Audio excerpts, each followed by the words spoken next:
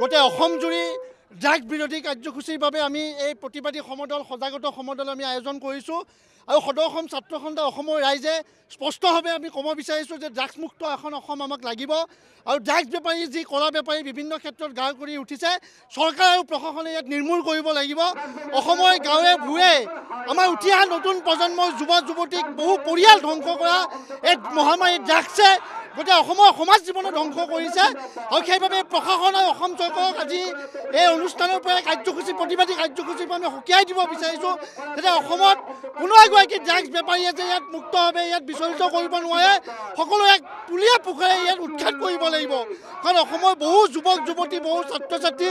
আৰু বহু পৰিয়াল ধ্বংস হৈছে ড্ৰাগছৰ পৰা আৰু ড্ৰাগছমুক্ত অসম এখন হ'বই লাগিব।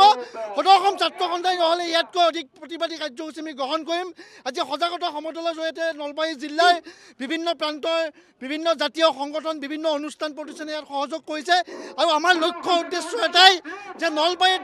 ড্ৰাগছমুক্ত এখন নলবাৰী আমি গঢ়ি উঠিম। এই ক্ষেত্ৰত পুলিচ প্ৰশাসনকো আমি সকীয়াই দিছোঁ যে পুলিচ প্ৰশাসনে কেতিয়াও যাতে কোনো ড্ৰাগছ বেপাৰীৰ সৈতে মিতিলাহি নকৰে আৰু প্ৰশাসনেও যাতে ইয়াৰ উচিত ব্যৱস্থা গ্ৰহণ কৰে তাৰ কাৰণে পুনৰবাৰ আজি সকীয়াই দিছোঁ আৰু ড্ৰাগছমুক্ত অসম এইখন গঢ়াই কেনে সদৌ অসম ছাত্ৰ সন্থাই লক্ষ্য উদ্দেশ্য ড্ৰাগছমুক্ত অসম হ'বই লাগিব, এইটো কথা স্পষ্ট। আজি সদৌ নলবাৰী জিলা ছাত্ৰ সন্থা নলবাৰী জিলা উন্নতি সভা আৰু অসম সেনা নলবাৰী জিলা সমিতিয়ে আজি ড্ৰাগছ বিৰোধী এই প্ৰতিবাদী সমদল আমি ৰূপায়ণ কৰিছোঁ আৰু এই প্ৰতিবাদস্থলীৰ পৰা আমি স্পষ্টভাৱে কৈ দিব বিচাৰিছোঁ যে অসমৰ পৰা ড্ৰাগছ মুক্ত হ'ব লাগিব আৰু এই ড্ৰাগছ মুক্ত হ'ব লগা হ'লে এই ড্ৰাগছ বেপাৰীসকলক আৰক্ষীয়ে কৰায়ত্ব কৰিব লাগিব আৰু কৰায়ত্ব কৰি দৃষ্টান্তমূলক শাস্তি প্ৰদান কৰিব লাগিব।